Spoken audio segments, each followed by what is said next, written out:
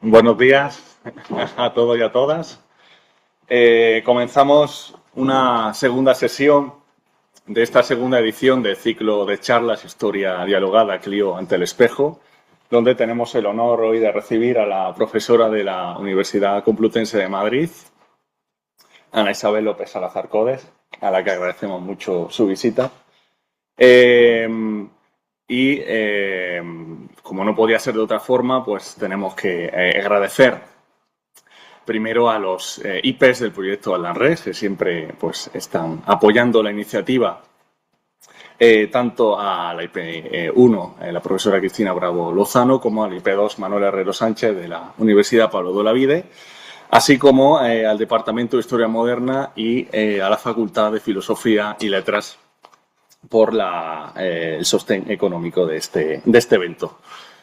Hoy tenemos el placer de contar con la presencia de la profesora, que bueno, voy a dar un breve currículum, aunque entraremos luego en diversos temas historiográficos. Ana Isabel es profesora titular desde 2014 en la Universidad Complutense de Madrid. Hizo la tesis en 2008 titulada Poder y Ortodoxia, el gobierno del Santo Oficio en el Portugal de los Austrias, 1578-1653. Luego fue profesora ayudante 2008-2009 en la Universidad de Castilla-La Mancha, becaria postdoctoral en el Centro Interdisciplinar de Historia, Culturas y Sociedades en la Universidad de Évora, que estaba dirigida a la zona de Moderna por la profesora Mafalda Suárez de Acuña, que estuvo también en la sesión de mayo, y además es miembro del Laboratorio de Estudio Judeoconverso de 2014, del cual pues también contamos con la presencia de su director Enrique Soria Mesa y de Antonio José Díaz Rodríguez, que estuvo hace un año. Así como el grupo de la Universidad Complutense de Madrid, Virtuosa Pars, Política y Cultura de las Élites Ibéricas en la Alta Edad Moderna. Entre sus obras tenemos aquí dos, lo que fue producto de su tesis doctoral. Sí, pero esa no es. Sí, la de 2010, Inquisición portuguesa y monarquía hispánica en tiempos del perdón general de 1705, que fue previa a la tesis. Y luego la propia tesis doctoral se publicó en 2011 bajo el título Inquisición y Política, el gobierno del Santo Oficio en el Portugal de los Austrias 1578-1653, así como pues una publicación de 2016 junto al profesor Francisco Moreno Díaz del Castillo, titulada La monarquía hispánica la monarquía hispánica en las minorías, élites, poder e instituciones, por Siles. Como digo, nos congratula mucho contar con tu presencia y, como siempre hacemos, empezamos desde el principio, desde la etapa doctoral, que arrancó en 2004, si no me equivoco, y siempre empezamos a preguntar por estos inicios investigadores. Como comentábamos antes, será una hora y media de charla y luego la última media hora abriremos el turno de preguntas, que haya tanto online como en sala. La primera pregunta, además, intentamos pues que se corresponda con el hilo que empezamos el otro día, porque el pasado viernes estuvo aquí la profesora Marina Torres Arce. Por tanto, ambas charlas se van a conectar mucho a la hora de enfocar el tema respecto a la Inquisición. Y la primera pregunta sería esta, ¿no? ¿Cómo te decidiste a estudiar la Inquisición en la tesis, o si esas investigaciones partían de antes?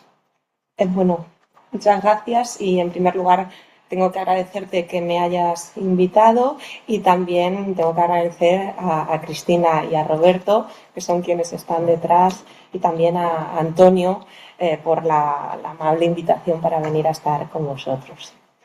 A ver, cuando uno lo mira desde el presente, pues parece que todo tiene mucha coherencia, ¿no?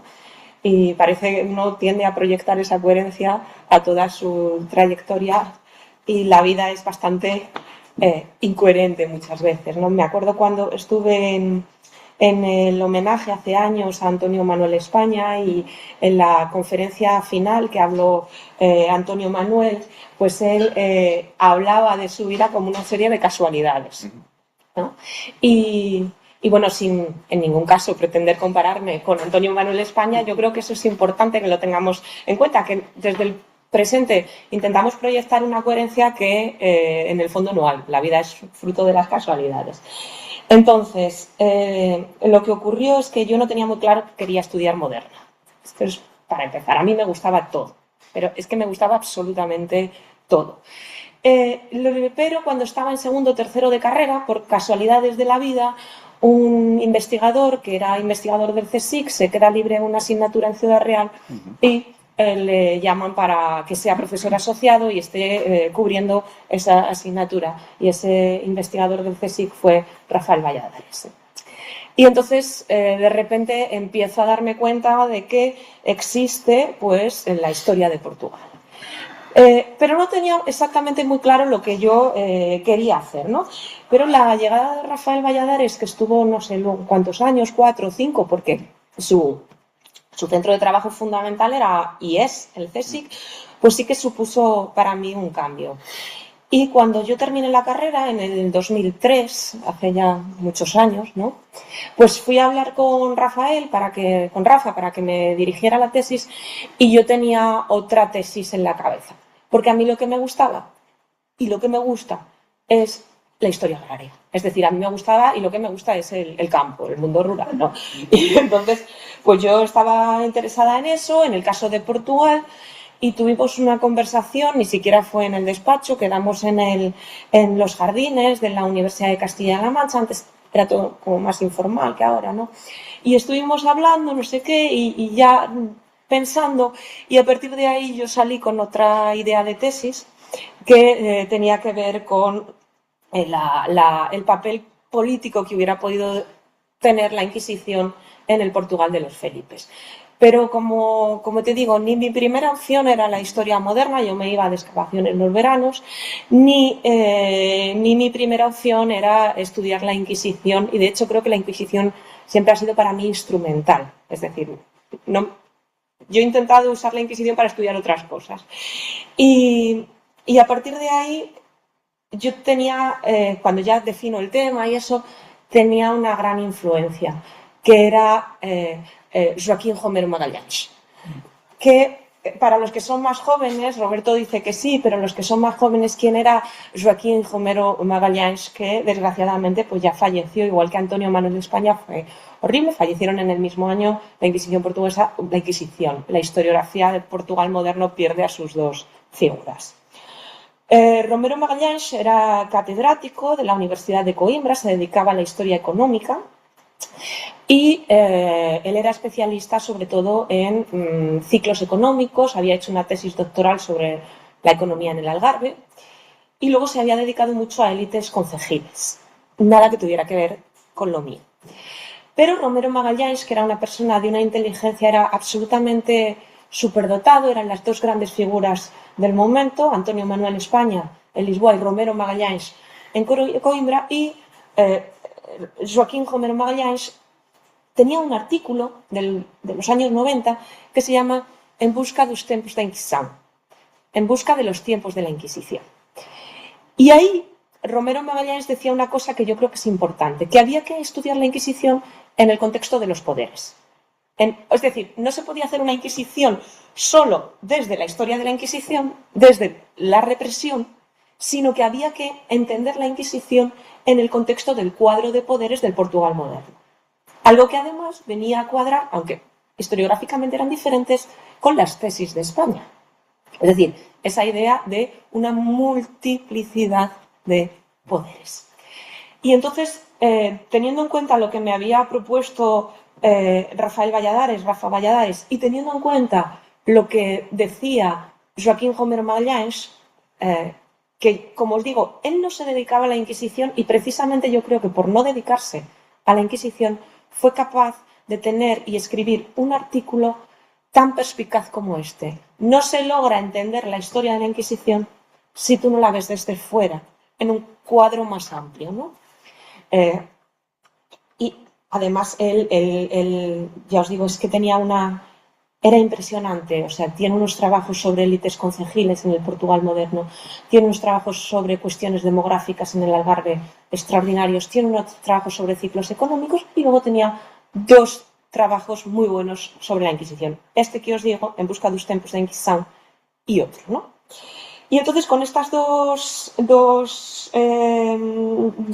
influencias yo me planteo que lo que quiero hacer es ver esa Inquisición en el cuadro de los poderes. El Portugal moderno también es una Inquisición muy de su época, ¿no? Es una Inquisición, una tesis muy de su época, ¿no? Esa arqueología de los poderes y ver qué papel han tenido tanto el tribunal como sus miembros, que no es lo mismo, porque el tribunal puede tener una dirección y los miembros pueden llevar de manera individual otra.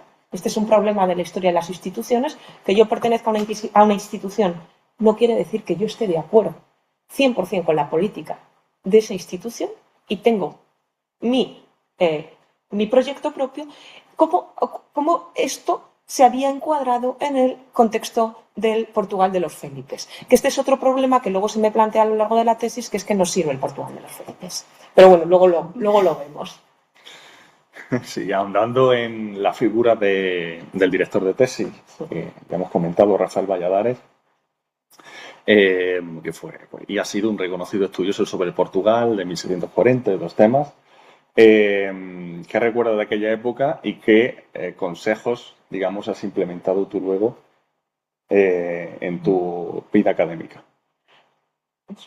Yo tuve una gran suerte, que es tener 2 directores.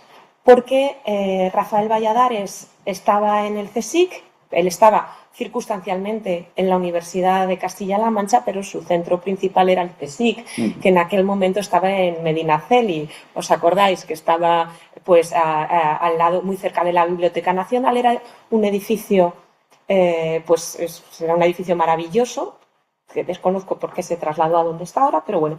Y luego yo tenía, obviamente, un tutor en la Universidad de Castilla-La Mancha. Y ese tutor era el profesor Francisco Aranda Pérez. ¿Y quién es? Porque esto para mí creo que es importante. Porque Rafael Valladares, me cuesta mucho decirle Rafael porque para mí es Rafa, ¿no? El profesor Valladares era el especialista en Portugal, y Aranda, el profesor Aranda Pérez, que es catedrático de la Universidad de Castilla-La Mancha en Toledo, era y es un gran especialista en élites urbanas, élites municipales. Y vos preguntaréis, ¿y esto qué tiene que ver con Portugal? Cuando uno se pone a estudiar de dónde te vienen los inquisidores y de dónde vienen los miembros del Consejo, te das cuenta de que es fundamental encontrar y entender ese mundo de las élites concejiles, ¿no? Y entonces yo tuve esa gran suerte. Rafael Valladares era, vamos a ver, luego ha pasado un momento que Portugal se ha abierto, no, los españoles nos hemos abierto mucho a Portugal, pero en aquel momento, a principios del siglo XXI, pues había 2 grandes figuras, ¿no? Una era Fernando Bouza, con quien tengo la suerte de trabajar en la Universidad Complutense, y otra era Rafael Valladares, ¿no? Con otra figura que para mí es fundamental y tanto desde el punto de vista intelectual como desde el punto de vista personal, que es Federico Palomo. Federico Palomo, lo que pasa es que en ese momento Federico Palomo, estamos hablando de 20 y tantos años, era muy joven, ¿no? Y ahora también es muy joven. Pero eran personas que hacían una historia de Portugal desde Portugal. Y luego teníamos también la figura, aunque no era español, pero desde fuera de Portugal, de Jean Frédéric. Entonces yo creo que Rafael Valladares fue fundamental precisamente porque ni Rafael Valladares ni Paco Aranda eran especialistas en la Inquisición. Y una vez más me pasaba como con Romero.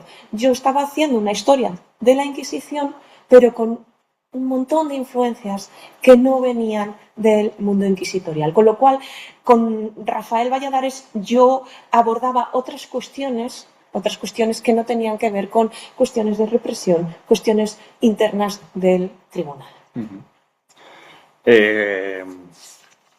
Bueno, hablando un poco, vamos a pasar sobre la cuestión de la academia, de las relaciones de la Academia Española con Portugal. Ha reconocido que, bueno, hoy en día hay un renovado interés, ¿no?, a lo que pasa al otro lado sobre los estudios del reino portugués, que ya pues, se ha heredado de esas dos grandes figuras, Fernando Bouza, Federico Palomo, en el caso de la Academia Francesa de Jean-Frédéric Shaw. ¿Cómo valoras cómo ha evolucionado ese interés por los temas portugueses desde España desde que defendiste la tesis? A ver, esto es una cuestión complicada, porque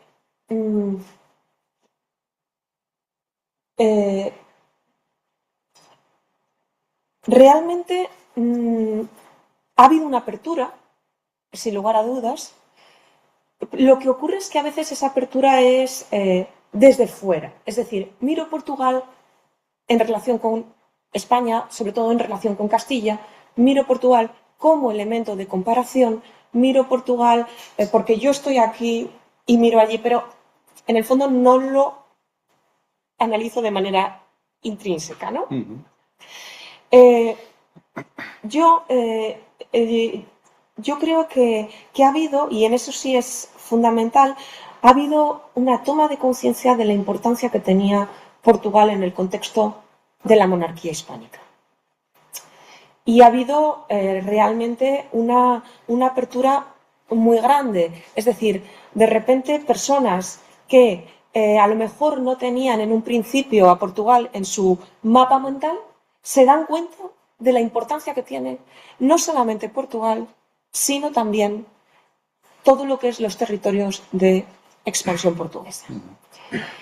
Y al mismo tiempo ha habido otra cuestión, y es que ha habido una presencia cada vez mayor de historiadores portugueses en instituciones españolas, congresos españoles. Pero hay que tener en cuenta, hay que quizás a veces evitar el adanismo. Es decir, cualquiera que vea cómo era la historiografía en España en los años 90 se dará cuenta de la importancia inmensa que tenía Antonio Manuel España. Es decir, no es algo que hayamos inventado en los últimos 15 años. Es decir, Antonio Manuel España estaba publicando en español. Estaba publicando en español. Porque si no, parece que todo lo hemos inventado nosotros, ¿no? Antonio Manuel España tenía una influencia fundamental.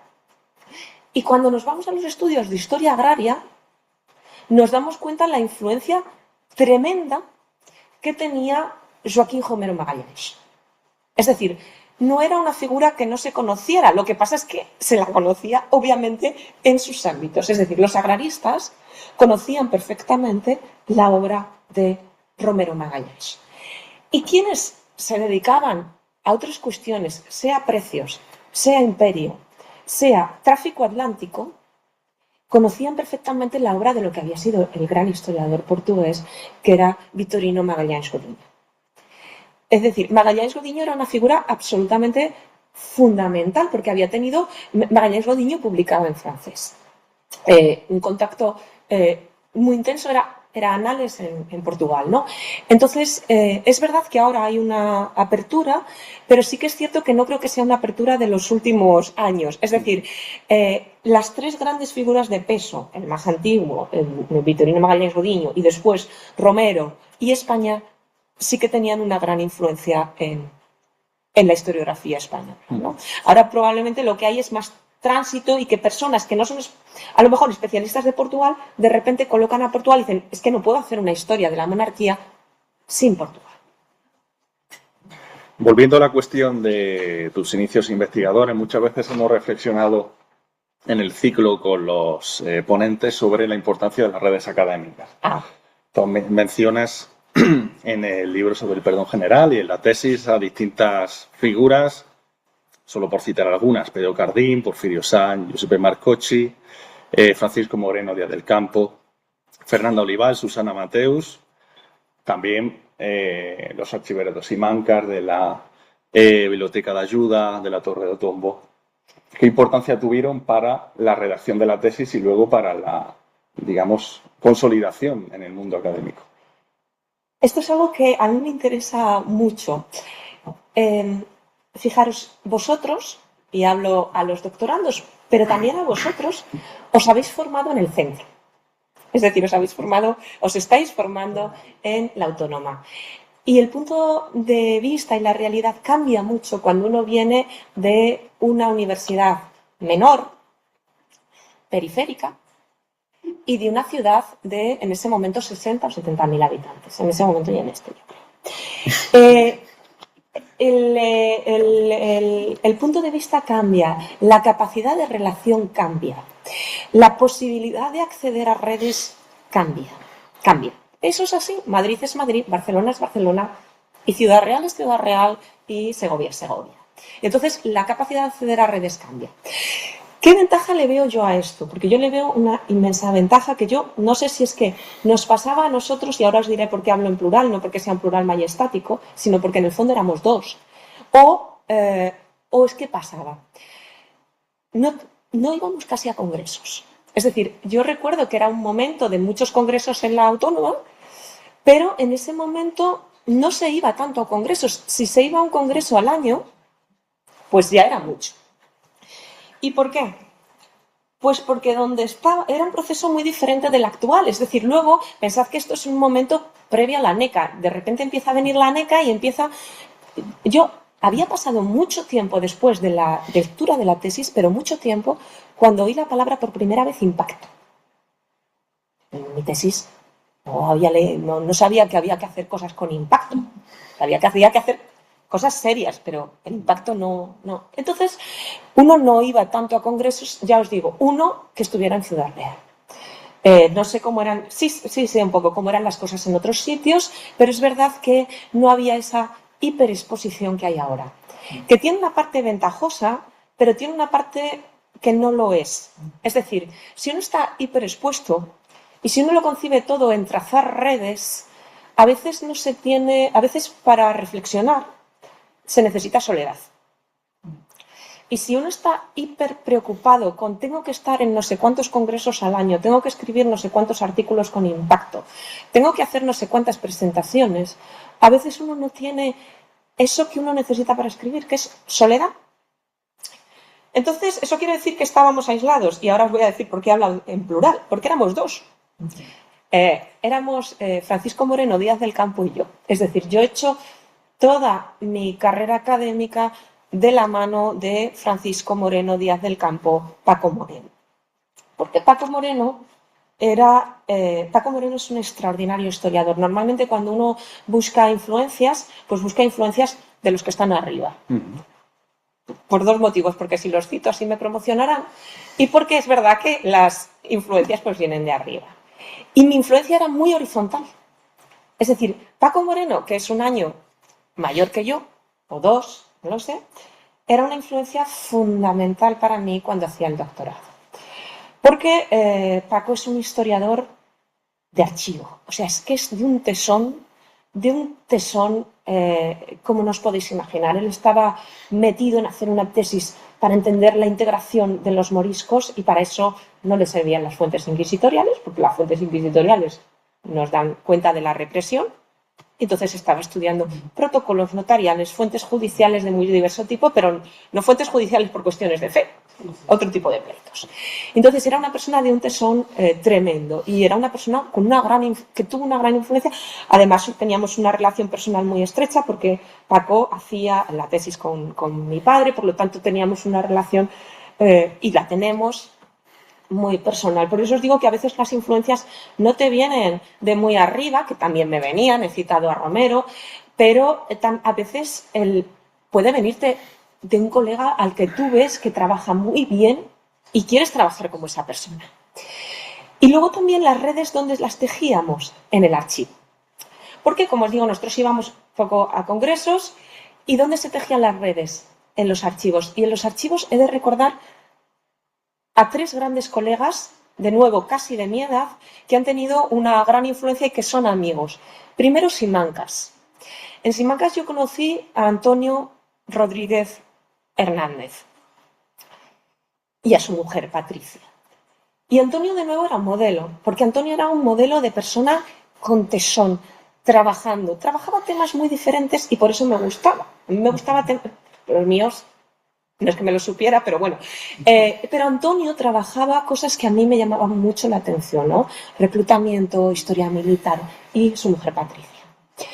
En el Archivo Secreto Vaticano, por eso personas que conozco en el archivo, y hasta el día de hoy, gran amigo. En el Archivo Secreto Vaticano, detrás de mí un día está trabajando un chico que es David Martín Marcos. Y nos conocemos dentro del archivo y no hemos perdido la amistad hasta el día de hoy, ¿no? Y ese contacto en Roma, gracias a David, yo entro en contacto con los becarios, en ese momento éramos becarios que estábamos en Roma. Y en tercer lugar, la Torre do Tombo, Lisboa. Y ahí conozco a Giuseppe Marcocci, que en ese momento hacía la tesis en la Escuela Normale Superiore de Pisa con Adriano Prosperi y que ahora está en la Universidad de Oxford, ¿no? Y yo creo que los tres, esas redes diversas, es decir, el hecho de no... Son redes que van más allá de los círculos inquisitoriales. Si uno se dedica solo a ir a congresos de su tema, pierde un poco de vista al otro. Yo creo que eso era muy importante porque lo que yo veía eran las personas trabajando. Entonces me gustaba qué fuentes usas, qué haces, con qué documentación estás trabajando, ¿no? A mí me fascinaba, ¿no?, ver a Paco o ver a David, estaba trabajando con fuentes próximas a las mías, ¿no?, allí en el Vaticano, con la Secretaría de Estado, o ver a Giuseppe en Lisboa, ¿no? Y esas redes para mí eran fundamentales. Y luego si hablamos de otro tipo, hay una persona a la que yo no le puedo agradecer bastante lo que he aprendido. O sea, no hay forma, ¿no?, que es Fernando Olival. O sea, no hay forma en la que yo pueda expresar lo que le debo a Fernando Olival. Porque desde la primera vez que me voy a Lisboa, yo empecé la tesis a finales del 2003 y me voy a Lisboa cuando acabo los cursos de doctorado, en el 2004, y desde el primer momento me encuentro con Fernanda, le escribí, y fue fantástico porque Fernanda estaba todo el día en el archivo, es decir, íbamos todo el día a la Torre Tombo, y desde ese 2004 hasta el día de hoy es una persona con la que dialogo constantemente, o sea, nos mandamos información, correos constantemente, y Fernanda de nuevo tenía la ventaja de que no venía tanto de los estudios inquisitoriales, venía del estudio de las órdenes militares y de la historia social, ¿no? Y fue una influencia absolutamente fundamental. Aparte luego la generosidad inmensa de Pedro Cardín, la generosidad tremenda de Cardín, el conocimiento que yo hice de Mafalda Sores da Cunha, a la que tanto debo, y que de nuevo la conocí yo, a Mafalda Sores da Cunha, la conozco en la Biblioteca de Ayuda. Y, en último lugar, que creo que es fundamental, y luego quiero hablar un poco más de él, de José Pedro Paiva. José Pedro Paiva, el gran investigador de la Iglesia portuguesa, de los obispos y de la Inquisición portuguesa. Una de las figuras que te dio el apoyo a través del Centro Interdisciplinar de Historia, Culturas, Sociedad de la Universidad de Évora fue Mafalda Sores da Cunha. Curiosamente fue tu primera publicación un año antes de la tesis. Nos gustaría que nos comentases un poco cómo fue ese proceso de edición previo a la tesis, porque la mayoría de personas que han pasado por el ciclo, pues su primera publicación es la tesis, pero en tu caso fue anterior. Y bueno, nos gustaría pues hablar de tu experiencia, como has comentado, de la Biblioteca de Ayuda, conociendo a Mafalda en el Centro Interdisciplinar y el proceso de edición. Mafalda, como sabéis, es una persona fascinante, es una persona que atrae, ¿no? La publicación del libro sobre el perdón general fue en el fondo después de la tesis, es decir, yo defendí la tesis y publiqué el libro sobre el perdón general, que no era mi tesis doctoral. Y este libro había surgido de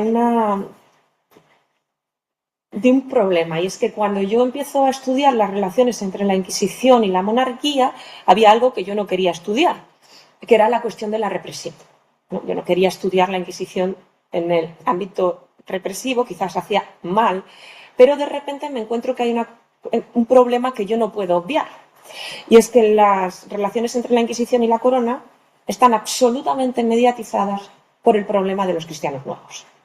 Es decir, no había forma de darle la vuelta a eso. No había forma de decir voy a estudiar las relaciones entre la Inquisición y la corona y olvido esto. Entonces, decidí estudiarlo en algo que ya no existe, que es el DEA. ¿Os acordáis del Diploma de Estudios Avanzados? Tú no te acuerdas, pero los demás sí os acordáis del DEA. Y entonces yo le dediqué al DEA a algo que no era exactamente mi tesis doctoral. Por eso os digo, como una sucesión de casualidades, ¿no? No era mi tesis doctoral, que podría haber sido peligroso, porque en 4 años uno se desvía de su tesis doctoral y puede ser muy peligroso, pero que era fundamental. Es decir, yo no consigo estudiar las relaciones entre la Inquisición y la corona si no me pongo a ver qué pasa con los cristianos nuevos en un momento tan importante como 1604, cuando el Papa Clemente VIII concede un perdón general de las culpas de judaísmo, un perdón general, aplicado a todos los territorios de la monarquía hispánica, y que se aplica ese perdón, se publica en 1605. Pero tampoco quería hacer una historia que fuese de nuevo el binomio Inquisición-cristianos nuevos. Tenemos el término converso que es demasiado castellano, ¿no? Inquisición, porque eso no consideraba que era como entrar en un círculo vicioso. Y entonces pensé, bueno, pues lo que voy a hacer es Inquisición, cristianos nuevos, otras instituciones de la monarquía, léase Consejo de Portugal y Consejo de Estado, y Santa Sede. De manera que consigo entender un problema central, pero teniendo en cuenta más actores. Y de nuevo vuelvo, que yo creo que lo puse al principio del libro, me acuerdo, de nuevo volvía yo a mi hilo conductor, que era Romero. Inquisición en el contexto de los poderes del Portugal moderno, ¿no? Y entonces luego, cuando defiendo la tesis, decido publicarlo y era... venga a revisarlo, hasta que un día, con Mafalda, estaba yo con ella, y no sé si estábamos en el coche, y me dice, ya deja de revisarlo, deja de tratar con la editorial, no sé qué, porque yo pensaba publicarlo en otro sitio, dámelo mañana. Dámelo porque sale en Colibrí. Colibrí Cideus tenía un convenio con la editorial Colibrí, sale ya. Y bueno, era un desafío, ¿no? Porque yo revisaba, hablaba, no sé cuántos, y Mafalda sabéis que es extremadamente ejecutiva. Y entonces tuvo aquella generosidad de decir, dámelo que se publica ya, ¿no? Y realmente le estoy tremendamente agradecida por eso y por todo lo que yo aprendía, porque yo he aprendido de Mafalda de 2 maneras, y una es leyendo a Mafalda, y otra es conversando con Mafalda. Mafalda es una extraordinaria conversadora, ¿no? Y yo aprendía mucho estando con ella en el Cideus. Volviendo a la experiencia de los archivos brevemente, antes de pasar a la trayectoria historiográfica, metodología y otras cuestiones, a lo largo de tu trayectoria académica has estado en distintos archivos españoles, lo hemos comentado, el archivo de Simancas, el Archivo Histórico Nacional, de tradición portuguesa, Torre do Tombo, la Biblioteca Nacional, la Biblioteca de Ayuda, el Consejo General del Santo Oficio, o italianos como el Archivo Secreto del Vaticano o el Archivo de la Congregación de la Doctrina de la Fe. Por tanto, es una tradición archivística pues muy amplia, y nos gustaría que comentases un poco cuáles fueron las dificultades que se te presentaron para enfrentarte a esta dispersión de documentación, de la cual pues otros ponentes también han tratado, y especialmente tu experiencia en los archivos portugueses. La dispersión, ¿no? el estar en muchos archivos venía dada por cómo yo había planteado la tesis. Claro, si uno quiere estudiar represión, pues estudia un tipo de documentación, pero como yo lo que quería estudiar era las relaciones de la Inquisición con otros poderes, pues había que ver la documentación producida por esas otras instituciones. No me servía solo la documentación de la Torre do Tombo.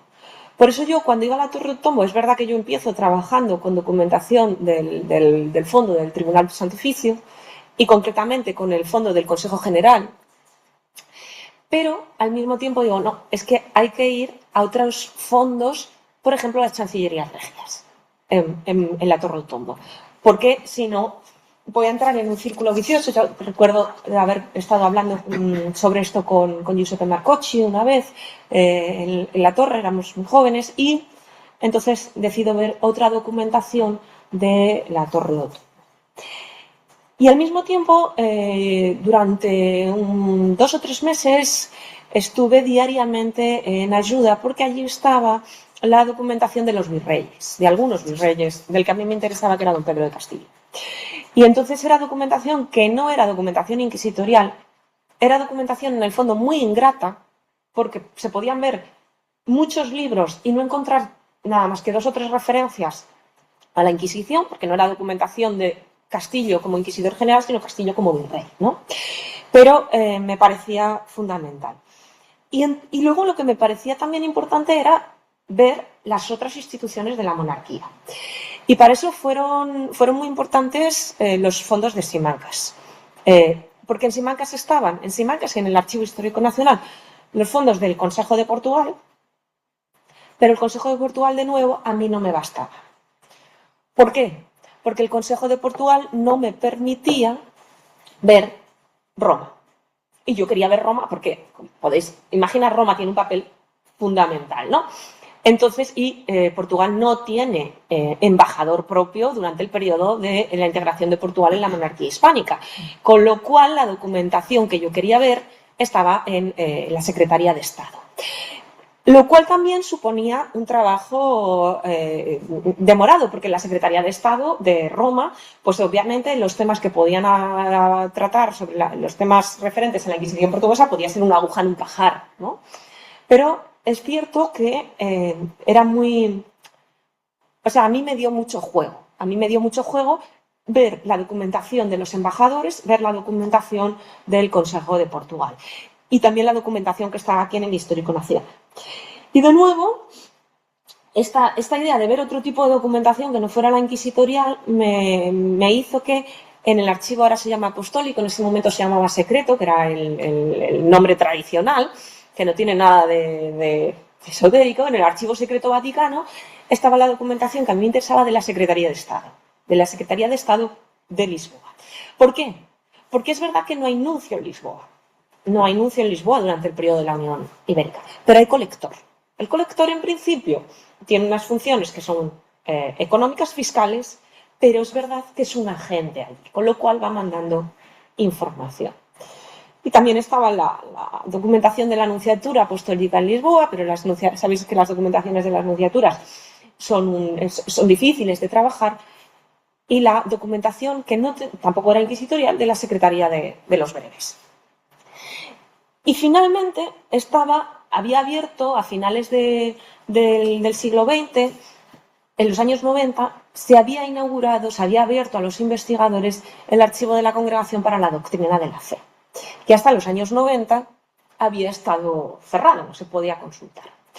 Y entonces, cuando yo empiezo la tesis, a partir del año 2003, el archivo llevaba muy pocos años abierto, y entonces decidí trabajar con algo que es, de nuevo, ingrato, que era la documentación de la Congregación Romana del Santo Oficio, que de nuevo era peligroso, porque podía no haber llegado documentación portuguesa por la cuestión de que la cuestión de las que tienen las inquisiciones ibéricas, de que no llega no se quiere que se apele a Roma, ¿no? Pero hay mucho tipo de documentación que no tienen por qué ser apelaciones. Aparte de que puede haber apelaciones. Es decir, una cosa es lo que uno quiere y otra cosa es la realidad, ¿no? Y entonces fue o sea, en el fondo, dar tantas vueltas tenía que ver con cómo se había planteado aquello. Pasando a la cuestión de la metodología que has usado sobre todo en la tesis y en trabajos posteriores, tus trabajos se han visto nutrido, ¿no?, de planteamientos de la nueva historia política, de la nueva historia de las instituciones, para abordar el estudio de la Inquisición, que tú dices que es una institución que puede ser instrumental porque los temas que has trabajado son mucho más amplios, y seguramente es, digamos, una pretensión de estudiar la articulación de la monarquía desde una de sus instituciones pues, más relevantes. Cuando uno, y Mario y yo planteábamos el estudio de tu tesis, se notaba esto, evidentemente, cómo afrontaste la investigación no solo de la Inquisición, sino de las relaciones con la propia monarquía, con el papado, y con esos cristianos nuevos. ¿Cómo se afronta, digamos, desde el estudio esta visión articulada de la monarquía durante el periodo de los Austrias? Bueno, en primer lugar, yo tenía claro que... No tenía claro. Lo tengo claro ahora. No lo tenía claro en ese momento. Que yo no he hecho, ni yo sabiría hacer, porque hay que tener unos conocimientos que yo no tengo, una historia comparada. Que además en el caso de la Inquisición teníamos el gran modelo en ese momento, y lo tenemos, que es un libro fabuloso. En el año 94 se ha publicado la primera edición del libro de Francisco Bettencourt, La Inquisición en la época moderna, España, Portugal e Italia. Y este libro, que luego ha tenido ediciones, tuvo edición portuguesa, tuvo edición francesa, tuvo edición española en Acal, y luego ha tenido ediciones inglesas con The Inquisition and Global History, es una obra monumental, pero absolutamente monumental, de historia comparada, ¿no? Entonces, yo no iba por ahí. Plantear la Inquisición, el estudio de la Inquisición como un poder más en el cuadro del Portugal de los Felipes, pronto me llevó a... No pronto, pero en determinado momento me lleva a un problema. Y es el problema de la cronología. La cronología del Portugal de los Felipes no me permitía ver las dinámicas de permanencia que había en las relaciones entre la Inquisición y la corona. ¿Por qué? Porque si nosotros, o yo me centraba únicamente en el periodo 1580-1640, en el fondo era difícil ver cómo las relaciones entre la Inquisición y la corona habían sido específicamente. Porque a lo mejor lo que yo consideraba que era específico eran dinámicas que venían de antes y que desde luego se prolongarían después. Y así fue, es decir, el periodo de los Felipes plantea especificidades, como es lógico. La más importante, creo que hay dos. Primero, que la corte, y lo dijo Fernando Bouza, ¿no?, el rey ausente, la corte está en Madrid, y el hecho de que la corte esté en Madrid no es solo una cuestión geográfica, no es geográfico, yo me cambio y ya está, ¿no? Sino que eso ofrece a las comunidades, a la comunidad, quizá en plural, de cristianos nuevos, unas posibilidades de negociación diferentes y unos desafíos de negociación diferentes. Ya no estamos hablando solo de la corona portuguesa, y también obliga a la Inquisición a unos mecanismos de negociación diferentes. Y la segunda característica de la Inquisición en el Portugal filipino es que está la Inquisición española. Es decir, en la misma monarquía está el tribunal. Y esto planea a lo largo de los 60 años. Planea porque los cristianos nuevos usan tácticas, y dentro de esas tácticas está, que es simplemente una cuestión discursiva, es una cuestión discursiva, pero se usa la idea de que la Inquisición española sigue un procedimiento judicial justo y la Inquisición portuguesa sigue un procedimiento judicial injusto. Por lo tanto, lo que hay que hacer es que la Inquisición portuguesa siga el modo de proceder de la castellana. Cuestión meramente judicial, ya os digo, es una cuestión discursiva, No es una cuestión judicial, porque a partir de aquí se pueden intentar introducir cambios que no sean de procedimiento, sino que sean cambios institucionales profundos, ¿no? Y este es el problema fundamental que tiene la especificidad de la unión dinástica. Es decir, que tengo una corona que está fuera y tengo otra Inquisición en la misma monarquía que me puede servir como elemento de comparación y como elemento discursivo, ¿no? ¿Esto quiere decir que es específico del periodo de los Habsburgo? Quizá. ¿Por qué? Mirad, si nosotros simplemente vemos esos 60 años, me parece específico. Pero si yo a lo largo veo que estrategias puestas en marcha por el tribunal para acceder a la corona de manera directa, porque la corona ya no está en Madrid, no han desaparecido en 1640. Es decir, en el periodo de la Unión Dinástica, la Inquisición tiene que recurrir a mecanismos para acceder a la corona, que no sea acceder a través del Consejo de Portugal, porque ya es colocar a la Inquisición en una situación de subordinación con respecto al Consejo de Portugal. Entonces, ¿qué mecanismo uso? Lo tengo. Institucionalizo la figura del valido y hago del valido un miembro de la Inquisición portuguesa. Le concedo incluso un nombramiento, y al secretario de Estado también, el secretario de Estado del Consejo de Portugal. Y decimos, vale, esto funciona mientras la Inquisición portuguesa está sin cabeza, la cabeza está en Madrid, ¿no? Pero es que este sistema se va a mantener a partir de 1640 porque es útil. Porque es útil, por lo tanto, es una innovación institucional del periodo de los Austrias que se mantiene en el periodo posterior y que luego es verdad que se va a mantener hasta principios del siglo XIX, con cambios porque a partir de 1736 cambia el sistema de las secretarías de Estado en Portugal. Primera cuestión. Segundo, los válidos necesitan dinero, ¿no? Los válidos, la monarquía. ¿Qué papel entonces? Esto es una cuestión específica. Es decir, ¿los cristianos nuevos están recurriendo a mecanismos específicos? Depende. Es decir, si yo veo esto como algo específico de la Unión Ibérica, consideraré que se están introduciendo cambios. Si yo veo esto en la larga duración y veo que las negociaciones con la corona se han producido en tiempos de primero en tiempos de don Juan III durante todo el periodo de establecimiento, segundo en tiempos de doña Catalina, segundo en tiempos de don Sebastián, a lo mejor sistemas que están poniéndose en práctica a partir de 1580 no son tan novedosos. Por eso, cuando defendí la tesis, yo le cambié las fechas. Es decir, cuando yo tenía hecho el proyecto de tesis para la beca FPU, las fechas eran 1580 a 1640.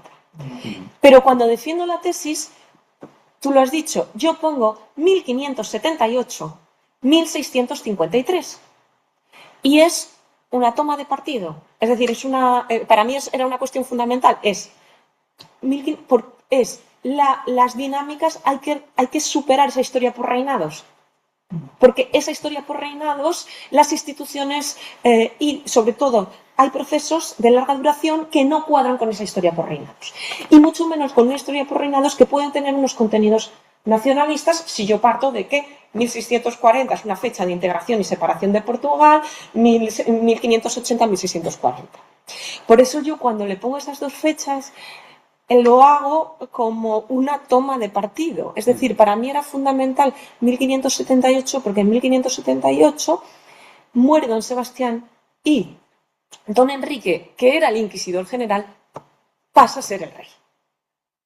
Y hasta entonces, fijaros, es que el sistema de despacho es diferente. Es decir, si el inquisidor general es don Enrique, que había sido el regente. Es decir, el sistema de despacho no puede ser el mismo que a partir de ese momento, ¿no?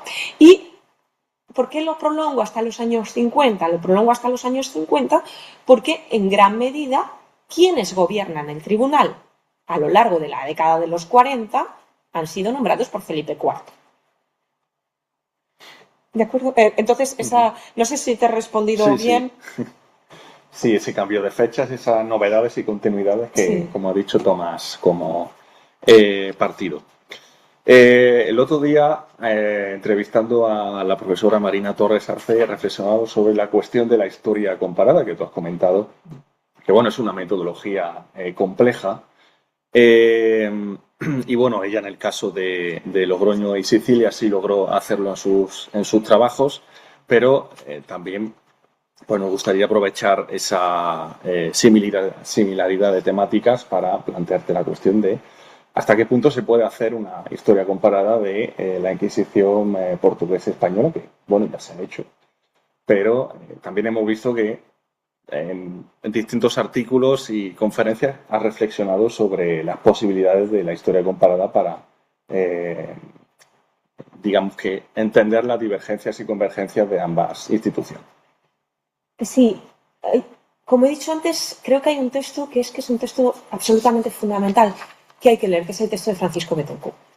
Porque Francisco Bethencourt hace una historia de la Inquisición en la época moderna, es decir, España, Portugal e Italia. Francisco Bethencourt lo hacía con un conocimiento muy preciso de las fuentes. Es decir, Francisco Bethencourt, que él había hecho un primer trabajo extraordinario sobre magia, él venía de la historia de la Inquisición portuguesa, luego trabaja mucho con fuentes de la Inquisición española y fuentes de tribunales italianos, ¿no? Y aquella historia comparada de Francisco Bethencourt es una historia muy compleja, porque no es una historia, a veces comparar es relativamente fácil si nosotros comparamos instituciones, si simplemente comparamos estructuras institucionales. Aquí hay 3 consejeros, ahí hay 6, aquí hay 2 secretarios, ahí hay 5. Vale, pero Francisco Bethencourt hacía algo que era ir más allá, estudiaba también en su texto, tiene análisis del papel político de los inquisidores generales, análisis de la penetración vertical del tribunal, sobre todo porque el sistema es muy diferente entre la península italiana y la península ibérica, y hacía algo que era comparación entre cuestiones simbólicas, es decir, cuestiones de la simbología del tribunal, los mecanismos visuales de propaganda, perdonadme el término, etcétera, ¿no? Y el texto de Francisco Bethencourt era y es un pilar absolutamente insustituible. La comparación en mi caso no ha sido siempre un poco, de nuevo, instrumental. Es decir, cuando analizaba la cuestión de las críticas de los cristianos nuevos al procedimiento inquisitorial portugués, obviamente quienes comparaban no era yo, quienes comparaban eran ellos. Es decir, ellos lo que hacían era, de manera discursiva, utilizar el sistema es que la Inquisición española tiene un sistema justo. El procedimiento es justo. Luego, este no es exclusivo del caso ibérico, es decir, también decían la Inquisición romana sigue un sistema de procedimiento justo, ¿no? Lo que me interesaba mucho más era la relación, es decir, la relación entre los tribunales, porque es verdad, se tiene que producir. Es decir, yo tengo un tribunal inquisitorial en España y tengo un tribunal inquisitorial en Portugal y tengo una frontera muy porosa. Muy porosa, tanto aquí como obviamente en el mundo ultramarino, es decir, que la gente se mueve. Entonces, ¿cómo no compararlas, sino cómo se relacionan los dos tribunales? ¿Cómo se relacionan? Y ahí se plantea un problema que creo que es básico y yo creo que ahí sí que pude aportar algo, que es la cuestión de la extradición de los reos. Vamos a ponernos de acuerdo para reprimir determinados delitos, vamos a enviarlos los reos, sí o no, y las dinámicas van cambiando porque las relaciones de poder van cambiando, de manera que lo que sirve para el siglo XVI ya no sirve para finales del siglo XVII, y si no nos vamos a enviar los reos, ¿qué tipo de información nos vamos a mandar? Y esto va más allá de la represión. Porque en un primer momento podemos decir, claro, es que tenemos una frontera muy porosa, por ejemplo, para el caso de Llerena, lo estudió Pilar Huerga Criado, ¿no? Tenemos una frontera muy, muy porosa y los tribunales, el Tribunal de Évora y el Tribunal de Llerena, están constantemente en relación. Pero tenemos otra cosa, que creo que también ahí es donde yo pude entrar, que es la cuestión de la promoción. Es decir, Portugal está lleno no ya de castellanos, sino de gente de otros territorios de la península ibérica, gallegos, como os podéis imaginar, y también gente de otros territorios, es verdad que más distantes, pero territorios de la corona de Aragón. ¿Vale? Esas personas a veces quieren ingresar en la Inquisición, y si quieren ingresar en la Inquisición es necesario hacer sus pruebas de limpieza de sangre. Ya, pero esas personas han nacido en Toledo, han nacido en Santiago de Compostela, han nacido en Córdoba, han nacido en Sevilla, Más raro es que hayan nacido en los territorios de la Corona de Aragón, pero a lo mejor han nacido en Valencia. Y yo necesito que Valencia, Córdoba, Santiago, etcétera, lleve a cabo los interrogatorios de limpieza de sangre de esta gente. Por lo tanto, tengo que establecer vías de colaboración, ¿no? Que no, ya os digo, no es solo colaboración con la represión, sino también colaboración con la promoción. Porque a veces es verdad que en el caso de los irlandeses, en el caso de los franceses, se puede usar Lisboa como patria común, es decir, hago los interrogatorios en Lisboa y pregunto a los irlandeses que están en Lisboa y pregunto a los franceses que están en Lisboa. Sí, pero eso porque ¿cuántos cristianos nuevos de origen judío converso, de origen morisco me van a aparecer en Irlanda? Ninguno. Preguntaré si han sido fieles católicos y no hay un protestante por ahí. Pero en el caso de la península ibérica no.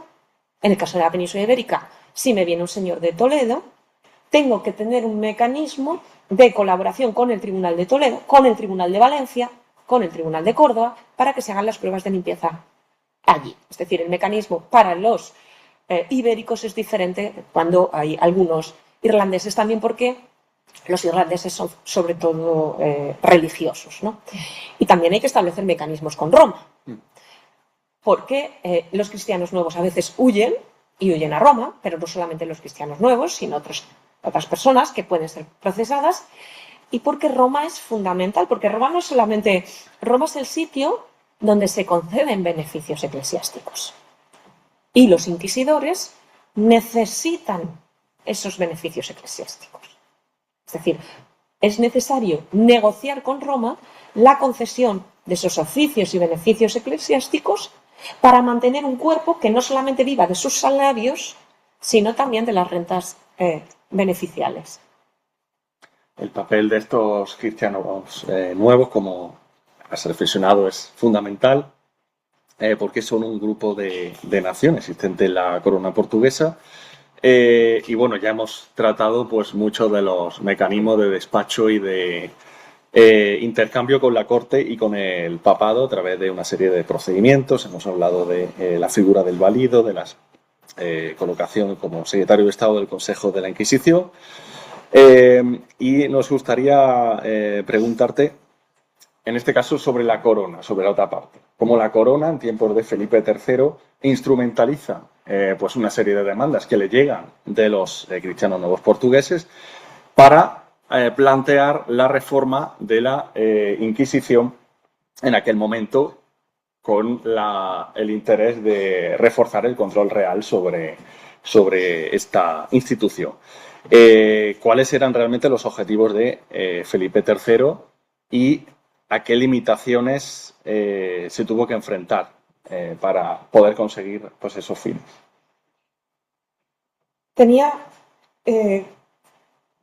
Cuando me he planteado estas cuestiones, tenía una gran suerte, y es que teníamos la obra de Fernando Bouza sobre las Cortes de Tomar, la integración del Portugal católico en la monarquía hispánica. Y dialogando con esta cuestión, pues uno se da cuenta de que desde el mismo momento de la crisis sucesoria, es decir, desde el año 78 al 80, pues hay gente que no tiene por qué ser personas que están en las altas instituciones de la monarquía, uno es libre de pensar donde sea, hay gente que empieza a pensar que a lo mejor hay que ir introduciendo algunos cambios en la Inquisición portuguesa, ir introduciendo, quizá no cambios, sino inquisidores, miembros que vengan de otros territorios de la monarquía. Y esto no plantea ningún problema en un principio, es decir, hay que tener en cuenta que no existía en 1578 el principio de naturalidad para acceder a los oficios de la Inquisición portuguesa, a los cargos. No era necesario ser natural de Portugal, ni muchísimo menos. De hecho, buena parte de la Iglesia portuguesa, bueno, pues tenía unas conexiones muy estrechas con Castilla. Había habido gentes procedentes de Castilla en Portugal y viceversa, ¿no? Don Antonio Matos de Noroña, que llegó a ser inquisidor general a finales del siglo XVI, pues se había ingresado aquí en el Tribunal Español en tiempos de Quiroga, ¿no? No existe ese problema. Ese problema de la naturalidad se va a plantear después, después. Es decir, cuando Portugal no forma parte de la monarquía hispánica, no existe. A partir de determinado momento, la Inquisición puede ser un problema para la monarquía. Un problema económico, porque si la monarquía considera que los cristianos nuevos pueden ser una fuente de ingresos, pues es necesario doblegar la oposición de la Inquisición. Porque los cristianos nuevos solamente van a ser una fuente de ingresos si yo a cambio les doy algo. Y entonces la Inquisición puede ser, a veces, en algún caso, un instrumento en manos de la monarquía. Hay algunos casos, ¿no?, de represión, de algunos comportamientos o algunos grupos de partidarios de don Antonio, y eso es lo que hubiéramos deseado, no encontrar un caso como Antonio Pérez allí. Pero también puede ser un problema para la monarquía. La Inquisición no tiene por qué ser un instrumento solo en manos de la monarquía, porque eso es algo que es. La Inquisición es autónoma, lo que no quiere decir que sea independiente. Es decir, puede funcionar con autonomía. Entonces, en algunos momentos, sobre todo en el contexto de negociaciones entre la monarquía y los cristianos nuevos, que tienen una base económica fundamental, esas negociaciones, la Inquisición puede plantear reformas del tribunal. Reformas que en ningún caso fueron encaminadas o en ningún caso se plantearon tal como una integración, es decir, acabar con esa autonomía inquisitorial y hacer de Portugal un distrito más o 2 o 3 distritos de la Inquisición española. Eso así no es, porque eso supone violar el Estatuto de Tomar, supone violar el Pacto de Tomar. Lo que sí puedo hacer, y lo que es mucho más interesante, es que yo no acabe con una institución, sino que la controle. Es decir, yo no acabo con ella, sino que la controlo. ¿Y cómo la puedo controlar? A, nombrando a su cabeza, algo que ya tengo. B, nombrando a los miembros del Consejo General, algo que tengo relativamente, y ahí va a insistir mucho la corona, y la corona ahí va a fracasar. Es decir, confirma, pero tiene una capacidad de confirmación limitada. Y en tercer lugar, establezco cambios en la estructura, que la hagan más dependiente, ¿no? Problema de todos estos intentos de reforma. Pues que no son intentos continuados. Es decir, son intentos cuando le aprieta la necesidad económica, cuando le aprieta la necesidad de la negociación con los cristianos nuevos. Y pasado eso, desaparece el intento. Y porque a veces hay inquisidores generales que tienen una gran capacidad de negociación. Es decir, puedo aceptar una sumisión temporal a determinadas cuestiones que no me gustan, pero lo acepto, a cambio de que se mantenga el edificio intocable. Es decir, acepto una sumisión y publico el perdón general, ¿vale? Y a cambio, la reforma estructural de la Inquisición queda suspendida. ¿De acuerdo? Entonces, estas son las cuestiones. Esto nos lleva a un segundo aspecto, y esto es específico del periodo filipino. La historiografía sobre la Inquisición portuguesa, no sobre la Inquisición portuguesa, la historiografía sobre 1640, desde hacía mucho tiempo sostenía que la Inquisición era una institución que en 1640 toma el partido de Castilla. Y esto lo dice la historia, lo dice mucha historiografía, es decir, no tiene por qué ser una historiografía conservadora, puede ser una historiografía de muchas, de distintas vertientes ideológicas, porque primero la Inquisición no es una institución que suponga un plato de gusto para la historiografía liberal, pero tampoco para la historiografía nacionalista. Entonces, la Inquisición tiene que ser una institución pro-castellana, obviamente. Y cuando uno se pone realmente a mirar lo que ocurre a partir de 1640 y las políticas de don Joan IV, cuando don Joan IV interviene en la cuestión de las confiscaciones a partir de 1640, se da cuenta de que son procesos de larga duración, es decir, que no han surgido en la década de los 40 porque haya un tribunal que se opone a la independencia, se opone a los Braganza, sino porque hay una corona, en este caso don Joan IV, que tiene unas necesidades financieras que también las había tenido Felipe IV y que también las había tenido Felipe III. Y ahora peores, porque tiene que hacer frente a la guerra. Y son esas necesidades financieras las que llevan a don Joan IV a conceder exención de confiscaciones, con lo que eso supone de ataque a la autonomía inquisitorial. No porque realmente la Inquisición estuviese apoyando a Castilla, a los Habsburgo, porque la Inquisición no estaba mejor ni peor, sino porque don Juan IV necesita unas fuentes de ingresos. Y entonces yo creo que esta cuestión de romper con esta cuestión de la Inquisición es una institución nacionalista pro-castellana, para mí era fundamental. Sí, bueno, ahora pasaré a una cuestión sobre el tema de la fiscalidad, porque es interesante el papel que juega el donativo que negocia a los cristianos nuevos con Felipe III para obtener ese perdón, pero también la Inquisición pues era una institución que podía mejorar la fiscalidad del reino, pero bueno, quiero entrar en algo relacionado con nuestro proyecto que, bueno, debate en torno pues, a esos privilegios franquicias del reino portugués. La semana pasada, en el caso siciliano, lo hablábamos con Marina, que es la cuestión, en el caso portugués, de las Cortes de Tomar y digamos, el cambio político, ¿no?, que hay a partir de esa fase. Ya lo estudió Jean-Frédéric Chauve, Antonio Ferós, Pedro Cardín, acerca de la teoría de la oposición de ambos reinos y el sentimiento de aislamiento que existía entre alguna parte de la élite portuguesa en tiempos de Felipe III. Como has comentado, una de las cuestiones más interesantes es el intento del control de las confiscaciones del fisco de la Inquisición portuguesa, sobre todo para centralizar su control.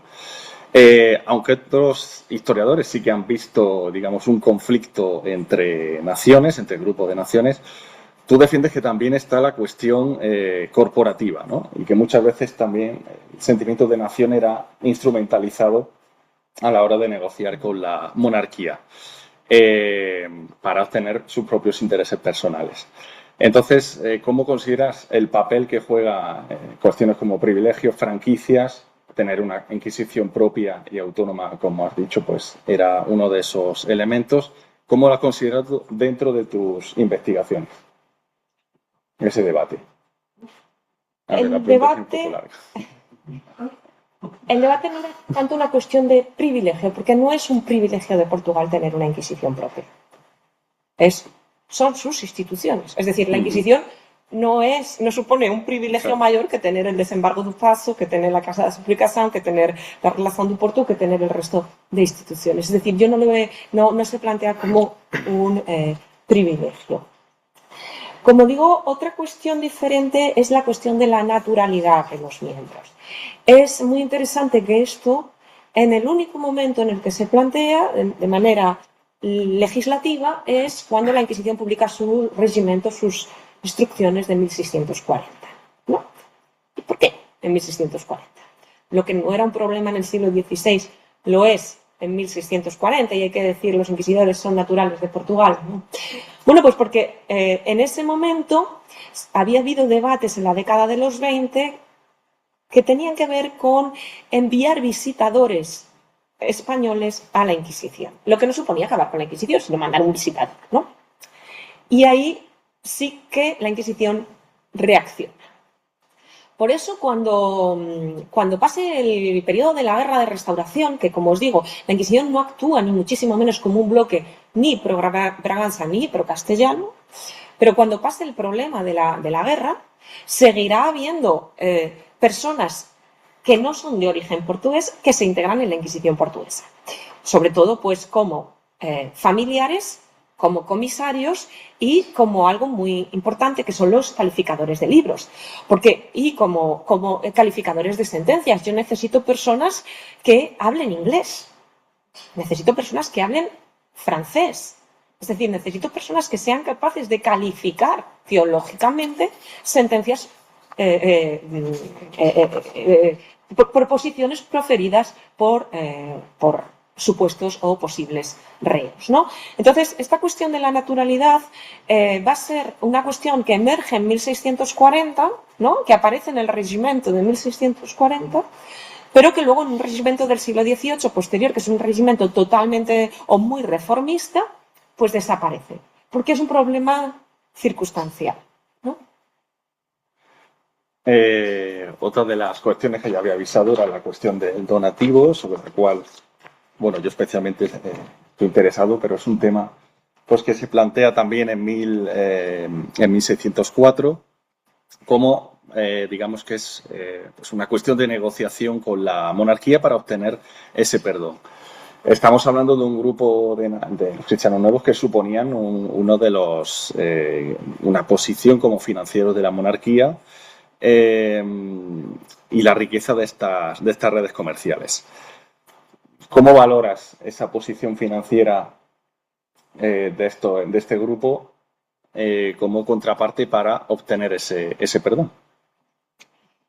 Aquí más que cómo valoro la cuestión financiera, que no soy una especialista ni muchísimo menos, lo que sí creo que es importante reflexionar sobre la otra cuestión que has dicho, de ese grupo. ¿Es un grupo? Es decir, y eso sí que me ha preocupado. Es decir, ¿hasta qué punto los cristianos nuevos, considerados por la propia Inquisición a veces como un grupo, y por eso se le pone el nombre de gente de la nación, gente de la nación, actúan como grupo? Y eso sí que es una cuestión. Es decir, tienen procuradores aquí, vale, pero ¿son procuradores de todos? Es decir, ¿hasta qué punto, y se plantea en el Consejo de Estado, hasta qué punto podemos hablar de una república independiente dentro de la propia República Cristiana, dentro de la propia nación portuguesa? Es decir, es una república independiente. Y esto se va a plantear clarísimamente cuando en el momento en el que se conceda el perdón general, que es algo que estudió Ignacio Pulido y luego lo traté yo al abordar privilegios solicitados por algunas familias de cristianos nuevos, fundamentalmente los Ximenes de Aragón. Es decir, no todos los cristianos nuevos desean el perdón general. Y esto es algo que, si nosotros volvemos simplemente al binomio Inquisición, cristianos nuevos, pues digo, pues la Inquisición se opone al perdón general y los cristianos nuevos piden el perdón general. Sí, pero ¿quiénes? ¿Quiénes? ¿Por qué? Porque los perdones generales, que no es un invento de tiempos de los Felipes, ha habido otros, y aparte de los perdones generales hay otras gracias. No es el único tipo de gracia. Otro tipo de gracia puede ser, perdonadme la redundancia, un edicto general de gracia, ¿no? Y lo va a haber en tiempos de Felipe IV. Los cristianos nuevos, si piden el perdón general y a cambio se comprometen a pagar un servicio, un donativo, se plantea una segunda fase, que es que hay que cobrar ese donativo. Y para cobrar ese donativo yo tengo que hacer listas. Amigo, ¿y quién quiere aparecer en una lista? No por pagar, hago lo que sea, pero a mí no me pongas en lo que se llama en Portugal un hall, no me pongas en una lista de cristianos nuevos, no me pongas en eso. Porque si me pones, dentro de 20 años, cuando mi hijo quiera acceder a un cargo, a un oficio, a un beneficio que exige limpieza de sangre, alguien puede decir, no, es que su padre aparece en el hall, en la lista. Por lo tanto, el problema que se plantea es que hay cristianos nuevos, hay conversos, perdonadme, no, porque queda muy castellano, hay cristianos nuevos que no quieren el perdón general, que no quieren y que manifiestan en la corte que no lo quieren, que no quieren gozar. Es decir, esto se ha concedido, me parece bien, pero yo no quiero gozar de esto. No quiero gozar porque no lo necesito. ¿No lo necesitas? Bueno, es que aparte no quiero aparecer en esas listas de quienes pagan el servicio. ¿Qué problemas tenemos con esas listas? Diréis, qué maravilla, ¿no? Entonces tengo unas listas genealógicas de los diferentes servicios de perdón pagados en el siglo XVI, otros servicios de finales del... que cuando el marqués de Pombal abole la distinción entre cristianos nuevos y cristianos viejos, manda a destruirlas. Porque eran unos registros genealógicos fascinantes, es decir, nos lo encontramos muchas veces en los procesos de limpieza de sangre. Ojo que fulano, como se dice en la documentación, fue fintado. ¿Qué quiere decir que fue fintado? Que aparecían esas listas. Por lo tanto, va a haber cristianos nuevos que van a mandar sus propios procuradores a Madrid diciendo: yo no quiero gozar del perdón general. Y de nuevo se plantea la cuestión de las dicotomías. Cuidado, porque así como la Inquisición, aparte del tribunal, tiene muchos miembros que pueden tener tendencias propias y objetivos propios, dentro de lo que consideramos comunidades hay muchas aristas. Y el propio término de comunidad puede ser muy engañoso y muy peligroso. Sí, es problemático, ¿no? Hablar de ese interés compartido por todo el grupo de nación, esa agencia política. Es mucho más complejo, como has comentado. Pasando a la cuestión de la Inquisición, seguimos en esos temas. En tu tesis también indagaste sobre los orígenes sociales de los diputados inquisitoriales y ofreces una panorámica sobre, pues también, esa nobleza titulada, ¿no?, que había servido en la administración de la monarquía. ¿Se puede establecer un modelo de cursus honorum en los, como decimos, depende de la panorámica, ¿no? Hemos reflexionado sobre el largo y el corto alcance, pero ¿se podría establecer un modelo de cursus honorum que se sigue durante los reinados de Felipe III, de Felipe IV? ¿Y qué papel jugarían aquí las redes familiares, formación universitaria previa? Es decir, ¿qué papel tienen las redes para obtener un oficio dentro de, en tu caso, el Consejo General de la Inquisición? Las redes son básicas. Me preguntabas al principio de la clase por las redes académicas. Son básicas, ¿no? ¿Por qué hay muchos, pero hay que verlo, ¿no?, en la larga duración, ¿no? Hay bastantes miembros del Consejo que son sobrinos en segundo grado, que son parientes de otros miembros del Consejo, ¿no? Podríamos ver, no sé si es correcto hablar de una reproducción, pero es verdad que vemos redes familiares, es decir, vemos miembros del Consejo que luego, no sé si el término promocionar es correcto, a sobrinos, ¿no? Y eso pasa desde el siglo XVI, cuando se termina de institucionalizar el Consejo General, hasta principios del siglo XIX, cuando se suprime la Inquisición portuguesa. Hasta cierto punto es lógico. Más interesantes son las redes, o no, igual de interesantes son las redes académicas. ¿Por qué? Las redes académicas en Portugal son muy intensas porque aquí en Castilla y en los territorios de la Corona de Aragón tenemos muchas universidades. Pero en Portugal no. En Portugal tenemos la Universidad de Coimbra.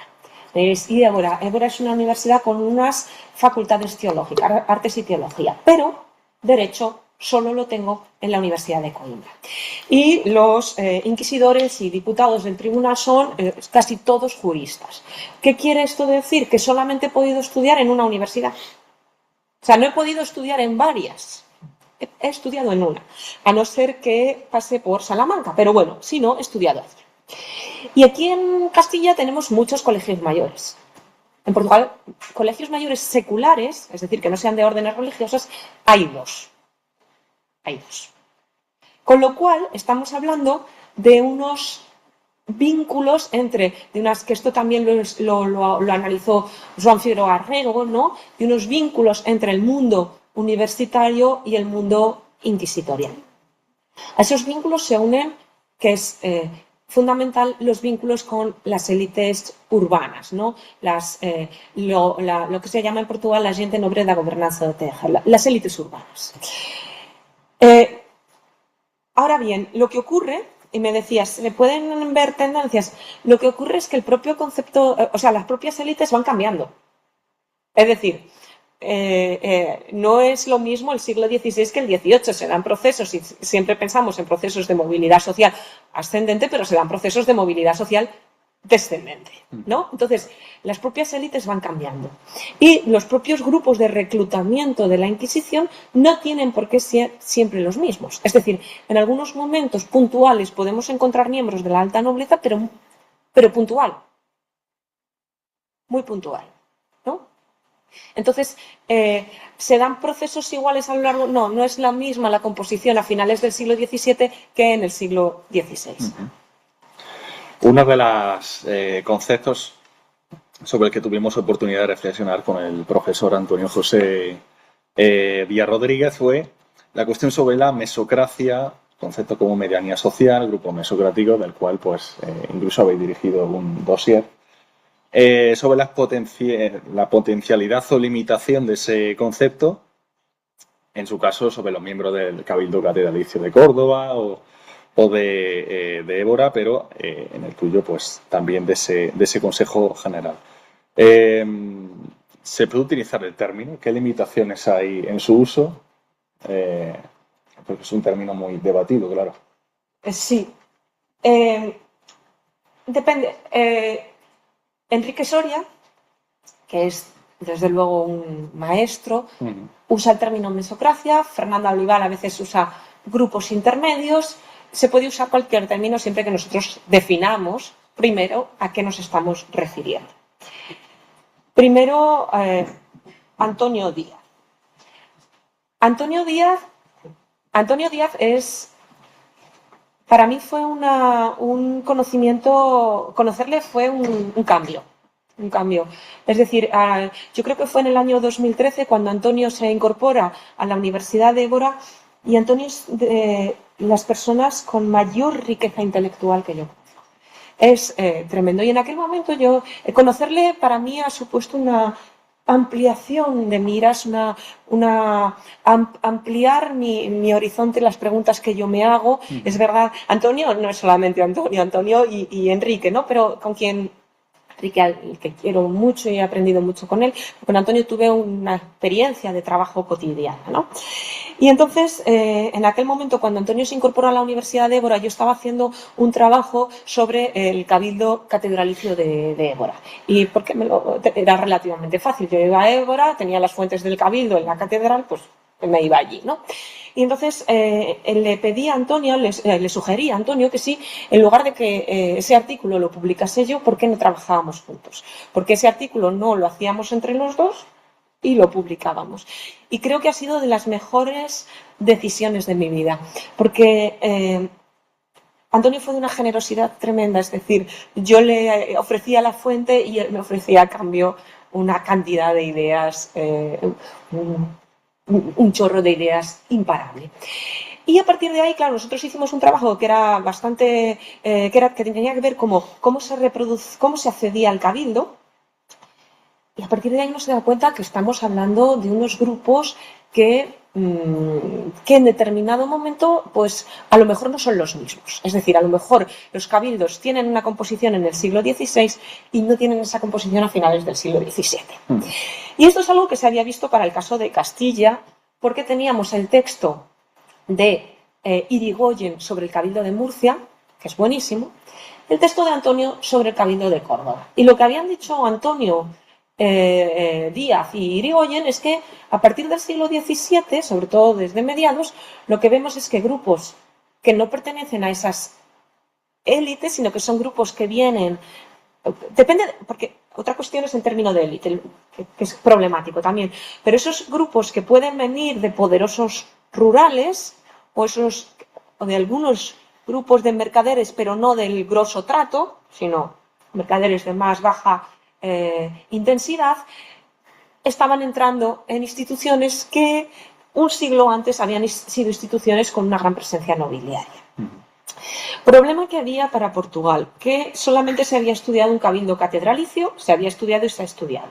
Es decir, el cabildo catedralicio de Coimbra, donde existía un libro precioso de Hugo Ribeiro da Silva, que es un gran amigo, pero que ese libro se centraba sobre todo en el siglo XVII, ¿no? Y quedaba por estudiar el resto de los cabildos. Entonces, eso, teniendo en cuenta esta cuestión, es decir, que yo había trabajado con Antonio sobre procesos de acceso al Cabildo de Évora, que a través de Antonio había entrado en todo el debate de las mesocracias, que con Fernando Olival habíamos estado debatiendo sobre la cuestión de los grupos intermedios, que se había demostrado para el caso castellano en distintos contextos que esos grupos intermedios estaban utilizando los cabildos como instrumentos o como instituciones de promoción, me planteé verlo en el caso portugués y verlo no en un cabildo concreto, sino en todos. Y era. Entonces es un disparate, ¿no? Como lo vamos a ver en todos. Bueno, es un disparate si yo lo veo en todas las prebendas. Pero a lo mejor lo puedo ver en todos utilizando un tipo de prebenda específica que es la prebenda doctoral, que la hay en todos. Y entonces eso me permite ver lo que pasa en Oporto, lo que pasa en Braga, lo que pasa en Évora, lo que pasa en Faro. Claro, que con un tipo específico de prebendas, pero en el ámbito de todo el reino.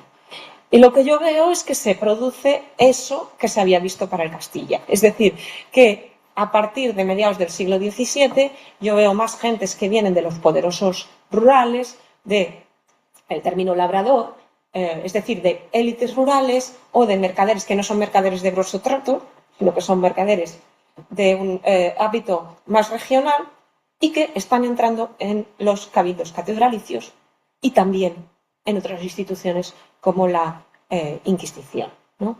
Entonces, llámalo grupos intermedios, llámalo mesocracias, eso es secundario, pero sí que se produce esa cuestión. ¿Y por qué? Por lo que te he dicho antes, porque el término élite en el fondo no dice nada porque las élites van cambiando. Por lo tanto, hay que ir definiendo en cada momento qué entiendo yo por élite y no solo en cada momento, que es lo que me preocupa, sino es lo mismo una élite en Viana do Castelo que una élite en Lisboa, no. Porque la élite tiene una dimensión local también. Otra de las cuestiones sobre las que, aunque quedan muchas preguntas, pero voy a ir terminando. Sí, ¿no? Sí. Y ya finalizo. La última pregunta es que, sobre la producción de Enrique Soria Mesa, que entre muchísimos temas está la cuestión de los judeoconversos. He reflexionado mucho sobre esa integración dentro de las estructuras de la Inquisición española. En el caso portugués, aunque digamos que no ha sido un tema específico, pero si me podrías comentar algo sobre esos intentos de asentarse en esa institución. De los cristianos nuevos. De los cristianos nuevos en el caso portugués. Yo creo que es aquí que Enrique tiene un texto muy bueno sobre la presencia de gentes de origen converso. Fijaros, una Inquisición conversa, la presencia de judío-conversos entre los ministros del Santo Oficio. Y es un texto de Enrique Soria muy bueno. Para el caso del siglo XVII, que es algo que trabajé gracias a un dossier que publicó Pedro Paiva, para el caso del siglo XVII, en el caso de Portugal, hay dos tendencias. Primero, yo no veo una presencia masiva de cristianos nuevos en la Inquisición, y es por una cuestión de cronología, porque las cronologías son diferentes y las dinámicas sociales son diferentes, pero hay casos en los que gente bien cristiana nueva, bien infamada, porque la cuestión genealógica es secundaria, es decir, bien porque genealógicamente lo son, bien porque están infamados, y que uno está infamado, logran acceder a la Inquisición. ¿Y entonces por qué? Bueno, pues porque hay veces en los que esa persona infamada es políticamente muy útil. Caso más significativo: el secretario de Estado del Consejo de Portugal, Fernão de Matos. Fernão de Matos está infamado. ¿Es cristiano nuevo? ¿Quién lo sabe? Es decir, como se decía, ¿no?, en el famoso documento de finales del siglo XVI, documento castellano, si todos los demás dicen que soy converso, soy converso. Pero no es una cuestión genealógica, es una cuestión social, lo que dicen los otros que ellos son. Fernão de Matos está infamado allí en Portugal, está infamado aquí, y es nombrado secretario de Estado del Consejo de Portugal en Madrid, del Consejo de la Inquisición en Madrid. Secretario de Estado de la Inquisición en Madrid, el secretario de Estado del Consejo de Portugal. Entra sin prueba de limpieza. ¿Por qué? Bueno, pues porque si yo soy el inquisidor general en Portugal, lo que más me interesa es tener dentro de la Inquisición como secretario al que es secretario de Estado del Consejo de Portugal en Madrid, porque es una persona políticamente muy útil por sus vínculos con Lerma. Ah, pero sigue estando infamado. Bueno, pues posteriormente habrá que hacerle la prueba de limpieza de sangre. Pues no pasa nada. Se la hace. Se la hace. ¿Es el único caso? No. Hay un famoso memorial de tiempos de Felipe IV en el que se acusa a la Inquisición portuguesa de estar llena de conversos en tiempos de don Fernán Martínez Mascareñas, en los años 20. ¿Es creíble? Bueno, en ese mismo memorial se le acusa a la Inquisición portuguesa de estar llena de cristianos novos y sodomitas. Es un texto polémico, ¿no? Es un texto porque el inquisidor general tiene tremendos problemas internos en ese momento, muchísimos problemas dentro, ¿no? Entonces, volviendo a Enrique, yo por un lado, quizás por el tipo de fuentes con las que he trabajado y por las propias dinámicas internas de Portugal, que son diferentes a las de Castilla, no veo esa presencia masiva de Cristos novos, pero también veo que cuando son útiles, están. ¿Dónde sí hay más? Pues, por ejemplo, en los cabildos catedralicios. Ahí sí. ¿Por qué? Bueno, pues porque los estatutos de limpieza de sangre en Portugal son muchísimo más tardíos, mucho más tardíos que los estatutos de limpieza de sangre en España. Pero vamos, de esto quien sabe muchísimo de nuevo es Joan Figueroa Argego. Que creo que nos está siguiendo del principio, Vale. así que está escuchando la entrevista. Bien, pues por mi parte me toca cerrar esta entrevista, no sin antes pues pasar a cualquier cuestión que pueda estar en el chat, que creo que no hay ninguna, pero también pues podéis abrir micrófonos e intervenir con cualquier pregunta y luego abro en sala por si alguien quisiera. Y Mario, si quieres empezar tú. Sí, pero creo que sí, Joao Y tiene una yo. pregunta. Sí, sí, aprovechemos que está conectado. Por favor, Joao. ¿Me oís bien o no? Sí, sí, Sí, sí, te oigo. perfecto. Bravo. Es que es siempre un enorme placer oír y aprender con Ana Isabel. Es de las personas que más admiro en el campo historiográfico ibérico y no solo. Y por eso, una vez más, no fue excepción. Ha sido muy bueno escuchar a Ana Isabel. Muchas gracias por tus referencias al trabajo que yo he hecho, pero no son ni de todo comparables con las tuyas, porque tú es enorme como historiadora y estás en una línea de grandes de España, si puedo decirlo. Bueno, ha sido muy bueno. Y solo una cuestión, una pequeña nota, es que has hablado bien de los dos colegios mayores, San Pedro y San Pablo, y había un otro que era Las órdenes militares. el colegio de las órdenes Sí. militares. Me parece que todo que has dicho hasta ahora, pues yo suscribo por abajo porque me parece que tienes una percepción de la historia y una mirada comparada entre Portugal y España que haz con que tus trabajos sean indispensables para poder comprender todo este periodo que no que es muy complejo, que es muy difícil, que tiene problemas que ni siempre son resolubles, puede resultar bien a una primera mirada, porque son problemas muy tricky.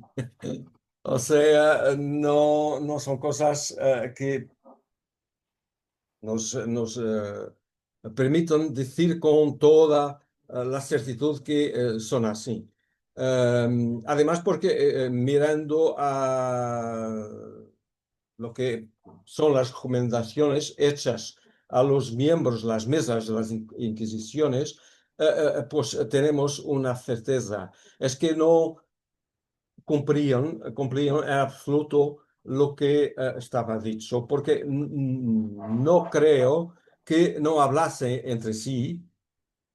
Claro que no hacían memoriales de eso, pero hablaban, por supuesto, de cuestiones privadas y de otras, de que no queda memoria escrita, pero no me ven muchos historiadores que se aten demasiado a los reglamentos, decir, no puede ser de otra forma porque está escrito así.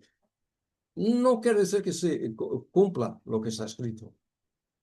Y por eso me parece que tú has hecho un buenísimo trabajo porque has desmistificado muchas de las cosas que se habían escrito hasta entonces sobre estas cuestiones todas. Y por eso, una vez más, muchísimas gracias. Ha sido un gran placer. Alberto, muchísimas gracias también.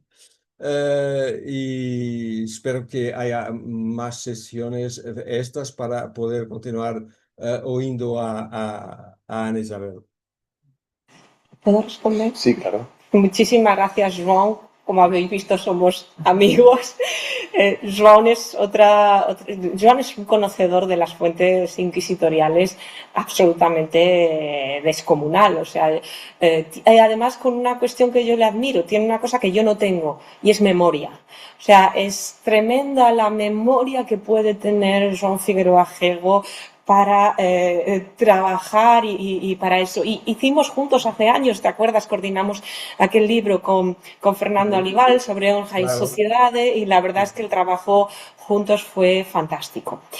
Y además conoce muy bien las fuentes del distrital de Braga, que es fundamental, ¿no? Y las fuentes de Coimbra. Entonces, toda esa circulación entre cabildos, mundo de la universidad, mundo de la mesa de conciencia, que eso lo has hecho tú, mundo de la Inquisición, lo ha hecho Joan Figueroa Gego. Muchísimas gracias por haber estado conectado.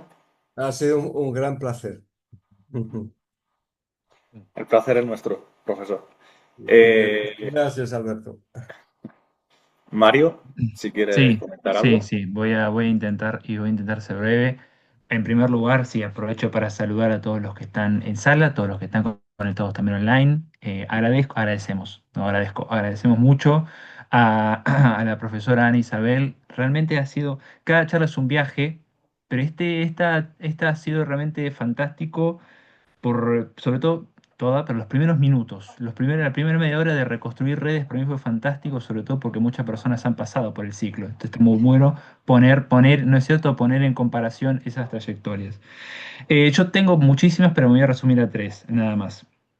En primer lugar, hay una cuestión que yo creo que podemos reflexionar en los minutos que nos quedan, que es algo que está rondando y que lo mencionaste, Isabel, pero que me gustaría tal vez indagar, que es hacer historia de la Inquisición sin fuentes inquisitoriales, sin documentación inquisitorial. Vos citaste el Consejo de Estado y el Consejo de Portugal, pero me gustaría saber qué otros, quizás, fondos de diferentes archivos pueden servirnos para hacer historia sobre la Inquisición. Vos sabrás, quizás por alguna que te quedó pendiente de la tesis, otras que has descubierto en estos años, pero esos sitios en los que uno contraintuitivamente piensa, acá no hay fuentes para trabajar la Inquisición, pero efectivamente ahí existen. Eso por un lado. La segunda también es una que tiene que ver, más específica, que es esto que comentás de que no es correcto, o al menos no es conveniente, atribuir conductas individuales a todo un grupo. ¿No es cierto? Eso de evitar, que también es muy difícil, evitar caer en generalizaciones o simplificaciones. Vos lo comentás muy bien con esto de que había algunos cristianos nuevos, perdón, que no querían ese perdón general, algo que a nosotros del siglo XXI puede ser contraintuitivo, ¿no es cierto? Que no tiene cierta lógica, al menos mirándolo desde hoy. Pero eso también, si puedes reflexionar un poco sobre cuáles son las matizaciones que se puede hacer a esa idea, ¿no es cierto?, de todos los miembros que pertenecen a un grupo piensen igual, se comporten igual, comparten el mismo objetivo. Y ya así para terminar lo último, que es que no nos dio tiempo, Te quisiera comentar sobre ese coloquio internacional de Inquisición y Redes, del cual vos estás, bueno, participando. Creo que sí, es España, Italia, creo que también México y Argentina, me Y parece, si no recuerdo Argentina. mal. Me parece un seminario, un coloquio que es realmente extraordinario. Y si esto representa tal vez una renovada vitalidad de los estudios de la Inquisición, porque esto es literalmente atravesando el Atlántico, ¿no es cierto? Primero Barcelona, es Italia, o bueno, o viceversa, luego México, y creo que hay una también en la Universidad Nacional de Córdoba, Sí. me parece que está Jacqueline Basallo, sí, sí, tal cual. Entonces, en ese sentido, bueno, ¿cuál es el objetivo de este coloquio y cómo puede potenciar los estudios de la Inquisición, ya no España-Portugal, sino también atravesando el océano? Y muchas gracias. Pues, ¿puedo responder? Sí. Muchísimas gracias a ti por haber estado presente y además, pues con el cambio horario, pues me imagino que te has tenido que levantar muy temprano. Muchas gracias. Y te respondo brevemente también por no cansaros. A ver, yo nunca diría y nunca hice y no se lo recomendaría a nadie que se hiciese historia de la Inquisición sin fuentes inquisitoriales, porque entonces sería un desastre, sería un auténtico desastre. Otra cosa es hacer historia de la Inquisición con fuentes inquisitoriales y más fuentes que no son las producidas por la Inquisición. Y ahí pueden ser cualquiera. Te hablo para el caso que conozco, que es la Inquisición portuguesa. Puede ser el Consejo de Portugal, el Consejo de Estado, la correspondencia de los nuncios en Lisboa, la correspondencia de los colectores, la documentación de los distintos tribunales o los altos tribunales seculares. A veces referencias en documentación que es difícil porque se ha perdido del desembargo de paso o alguna referencia en otros casos. O, sobre todo, documentación, y esto es importantísimo, documentación notarial. Porque si se quiere hacer una historia social de la Inquisición, es decir, quiénes son los inquisidores, habrá que ir a los archivos que en España en Portugal no se llaman protocolos, pero bueno, se llaman de otra manera, es decir, a los archivos notariales. Pero al mismo tiempo los archivos capitulares, los archivos de los diferentes cabildos, porque los inquisidores tienen beneficios eclesiásticos y muchas veces esos beneficios eclesiásticos son beneficios capitulares. Esto lo decía don Julio Caro Baroja. Don Julio Caro Baroja hablaba, ¿os acordáis del precioso texto El Señor Inquisidor y otras vidas por oficio? El Señor Inquisidor no es un señor que sea solo inquisidor.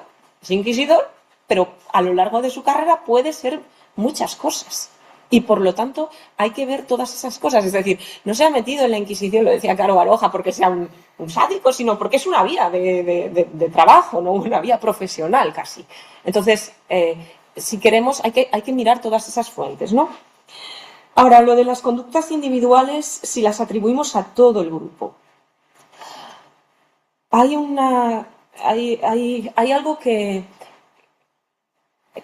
es como un campo de batalla, ¿no? Que es la cuestión identitaria.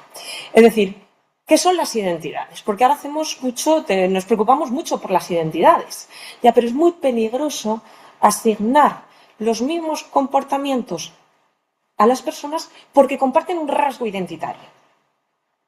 Y ese rasgo identitario puede ser un origen étnico, un lejano origen religioso o cercano origen religioso, una identidad económica, y entonces volvemos a las cuestiones marxistas, una identidad social, una identidad sexual. Es decir, las personas no se guían porque compartan un rasgo identitario, porque todos tenemos muchas aristas y tenemos muchas identidades. Y entonces, claro, si yo hago una historia basada en identidades, pues obviamente todo me cuadra, hasta que voy a los documentos y ya no me cuadra. Y tampoco me sirve hacer una historia solo de las instituciones, que sería otra opción. Entonces, las personas que forman parte de una institución, todas se comportan igual. Bueno, ¿y por qué en 1640 yo tengo inquisidores, miembros de la Inquisición, participando en la conjura y en el golpe de Estado y apoyando a los Braganza? Tengo otros miembros de la Inquisición que se exilian inmediatamente a Castilla y tengo otros que están ahí esperando a ver qué pasa. Porque el 2 de diciembre nadie tiene las cosas claras. Entonces, no es el tribunal el que toma un camino. Obviamente el tribunal como tribunal sigue existiendo. Es qué camino político de manera individual toman cada uno de sus miembros, ¿no? Y qué posibilidades tienen de tomar esos caminos, porque no siempre uno, la mayor parte de las veces uno no es completamente libre. Y en tercer lugar, el Coloquio Internacional Inquisición y Redes. Esto es un encargo y fruto de la confianza que en mí tuvieron Doris Moreno de la Universidad Autónoma de Barcelona y Manuel Peña, ¿no?, de la Universidad de Córdoba. Y ellos organizaron este coloquio y a mí me encargaron el caso de la Inquisición portuguesa. ¿Supone esto una renovada vitalidad de los estudios inquisitoriales? Depende. Es verdad que los estudios inquisitoriales en España tuvieron su periodo de máximo esplendor en los años 80 y luego empezaron a languidecer, ¿no? Y en el caso de Portugal las cronologías no cuadran. Es decir, en el caso de Portugal ha habido desde finales del siglo XX y ahora pues una gran explosión de estudios inquisitoriales, que también está relacionada con la importancia que tiene la historiografía brasileña. ¿Esto supone más conexión? Bueno, sí, siempre cualquier coloquio supone más conexión, pero es verdad que por lo menos en el caso de Portugal no hay la historiografía sobre la Inquisición en Brasil dialoga constantemente con la historiografía brasileña y viceversa, ¿no? No hay esas rupturas que a lo mejor en el caso de la Inquisición española, pues quizás en algún momento han podido existir, ¿no? Y esto es verdad que ya pone en relación a historiadores de todos los territorios, pero no es una iniciativa única, ¿no? Pues si hay alguna pregunta más por Zoom, si no, alguna en la sala. Gabriel. Sí, pues bueno, muchas gracias por la charla. En este sentido, me gustaría preguntarle a la profesora por su experiencia docente en el sentido de que ella es especialista en Inquisición. ¿De qué manera nota usted o percibe el conocimiento que tienen los estudiantes sobre la Inquisición? Porque probablemente es uno de sus grandes temas que están muy criticados y que existen, bueno, pues percepciones que no son las correctas sobre lo que significó la institución y demás, su aplicación. ¿De qué manera, no sé si se puede utilizar este término, pero de qué manera se puede combatir ese mito? ¿De qué manera gestiona usted y lleva esas interpretaciones de los alumnos o cuál es la experiencia que usted tiene en ese sentido? Desde mi experiencia, y hablo solo de lo que puedo saber, que es mi experiencia, los alumnos son mucho más críticos que la sociedad en general. Es decir, no me he encontrado, quizá porque no les ha interesado el tema, y a lo mejor por eso no me lo he encontrado, ¿no? Pero no me he encontrado reproducciones en clase de ideas de leyenda negra ni nada por el estilo. Eso puede ser fruto de dos fenómenos. A, de la ignorancia, es decir, ni siquiera sé que esto existe. B, tengo un espíritu crítico, ¿de acuerdo? Y se pueden dar los dos casos. Otra cosa es lo que una ve fuera, y ahí sí que es verdad que a veces es más difícil porque la gente pues a veces aparece con unas ideas que son tremendas, es decir, con unas batallas, con unas guerras que no son las nuestras, ¿no? ¿Qué fue peor? Es que aquí yo no me meto en qué fue peor o qué fue mejor, es decir, en el mismo momento en el que yo le pregunto a alguien por sus creencias, ya no necesito si algo es peor o mejor. Es decir, ya estoy ejerciendo una violencia. Ya estoy ejerciendo. Luego podremos hablar de tipos de violencia, ¿no? Pero a veces es verdad que la sociedad sí plantea las cosas en términos maniqueos. ¿Qué es mejor o peor? ¿Qué fue más violenta? ¿La Inquisición española? ¿La Inquisición portuguesa? En el momento en el que estamos hablando de que yo pregunto a alguien sobre sus creencias, ya hay una violencia implícita. Ahí y en muchos casos explícita, ¿no? Pero en el caso de los alumnos nunca he visto, ¿no?, esas cuestiones. Sí que es verdad que se debate muy bien en clase, partiendo de determinadas lecturas previas o eso, y a veces interesan mucho más, por lo que yo veo, a día de hoy, ¿no? Y es simplemente mi experiencia. Interesa mucho más estos debates identitarios, es decir, hasta qué punto podemos asignar a todos los descendientes de los judíos, de todos los descendientes de los moriscos, todas las mismas actitudes, sean religiosas o sean de otro tipo. Estas cuestiones identitarias sí que preocupan más que otros debates más vinculados a la violencia o no violencia del tribunal y si era o no peor la Inquisición portuguesa que la castellana. ¿Y Marga? ¿Tienes alguna pregunta?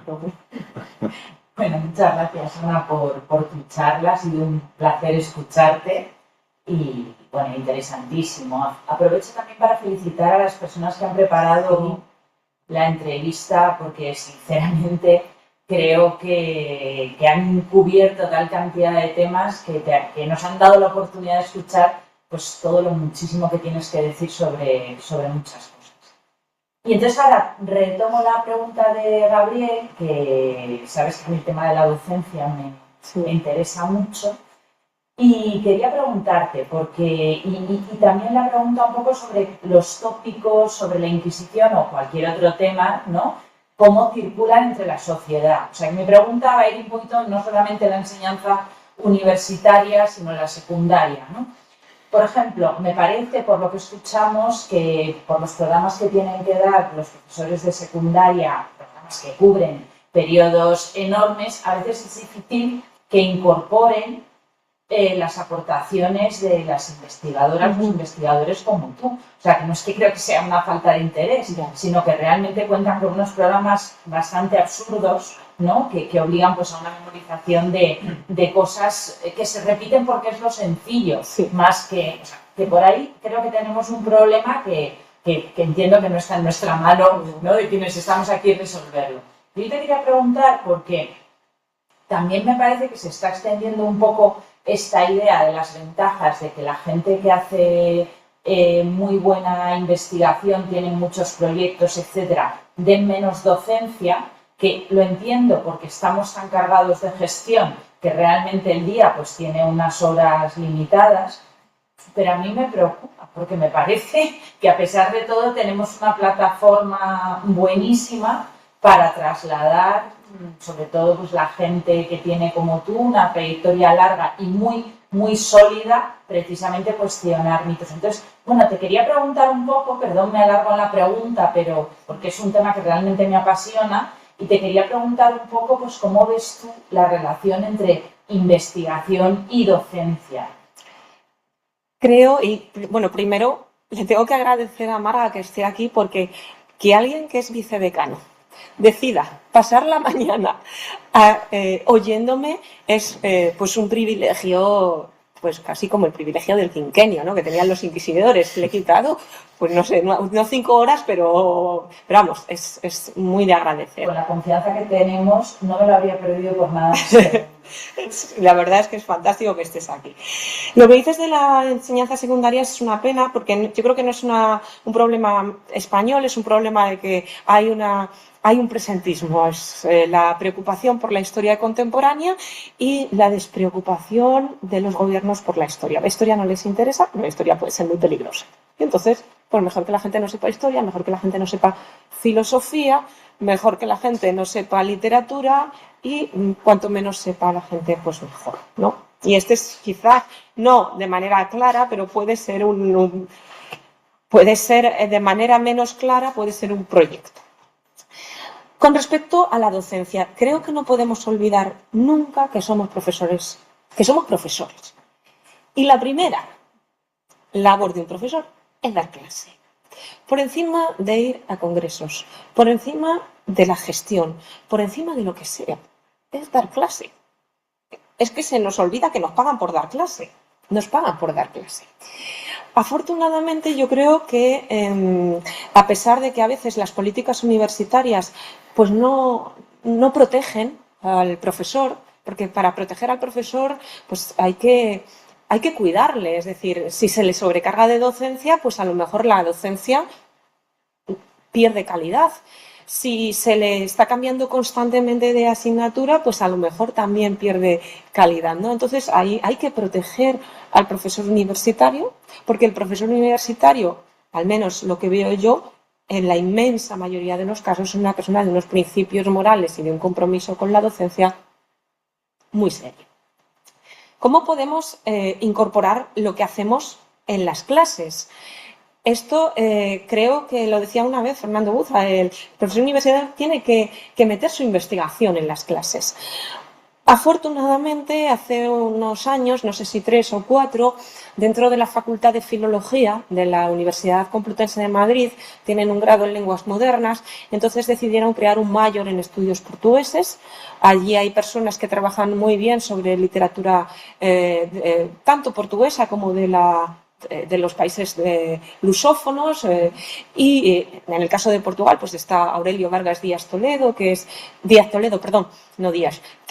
trabaja sobre literatura portuguesa de los siglos XV y XVI, y hay otras personas que trabajan sobre Brasil, Mozambique, y en ese contexto decidieron crear una asignatura que no se llama Historia de Portugal, porque sabéis que a veces cambiarle los nombres a las asignaturas es un poco difícil por las cuestiones que vienen de arriba, y uno no sabe muy bien dónde es ese arriba, pero sí que es verdad que el temario tenía que ser de historia de Portugal. Con lo cual eso me está permitiendo trabajar con alumnos que no son de historia, porque son de filología, pero temas que a mí me resultan más próximos a mi investigación, como son los de la historia de Portugal. Pero la docencia es fundamental, y para que la docencia sea fundamental, las autoridades académicas, quienes realmente tienen capacidad de decisión y quienes los tienen están muy arriba, no es nuestros directores de departamento, que la capacidad de decisión que tienen es mínima, normalmente lo que tienen es muchísima obligación y resolver fuegos que van surgiendo, ¿no? Pues las autoridades que están realmente arriba tienen que proteger al profesor, y al profesor se le protege pues eso, dándole una estabilidad, dándole unas garantías, respetando la libertad de cátedra, que es fundamental. La libertad de cátedra no es ir y decir lo que a uno le interesa, es decir, me toca explicar el Consejo de Castilla y vengo y os hablo de Brasil porque es lo que me interesa, ¿no? La libertad de cátedra es otra cosa, y hay que protegerla y la tenemos que defender. Que eso no supone en ningún caso que yo hago lo que me da la gana, sino que de manera crítica debato con los alumnos de la manera que yo considero que es más clara y mejor para ellos.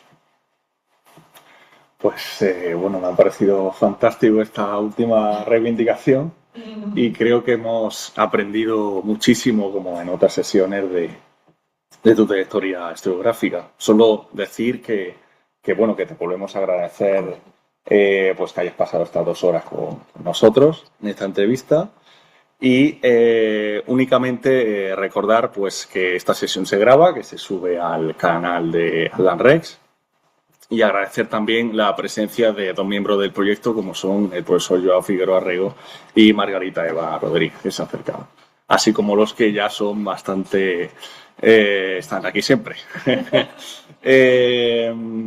Y únicamente anunciar la próxima sesión, que será el 31 de octubre. Hemos hablado mucho de Antonio Manuel España. Bueno, pues estará la profesora Tamar Herzog. En este caso no estaremos en la Universidad Autónoma, sino que será en la Biblioteca Eugenio Trías, en la Casa de las Fieras, en pleno retiro. No podremos grabar se grabará el evento, pero no se podrá seguir por Zoom, será únicamente presencial, pero bueno, le combinamos a todos a que se puedan acercar a esa sesión. Sí, ahora te lo vuelvo a repetir. Ahora hablamos.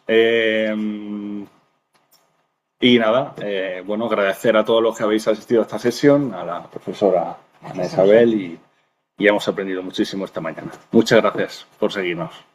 Muchas gracias, un fuerte abrazo también.